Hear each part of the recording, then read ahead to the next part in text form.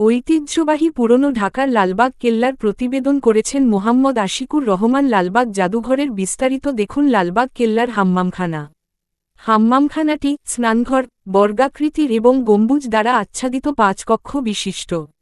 প্রতিটি গম্বুজের চূড়ার মাঝে আলো ও বাতাস চলাচলের জন্য গোলাকৃতির ছিদ্র রয়েছে।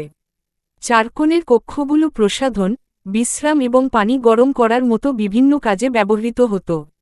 উত্তরে একটি চৌবাচ্চা রয়েছে। চৌবাচ্চাটিতে পানি সরবরাহের জন্য তামার তৈরি আগমন ও নির্গমন নল রয়েছে।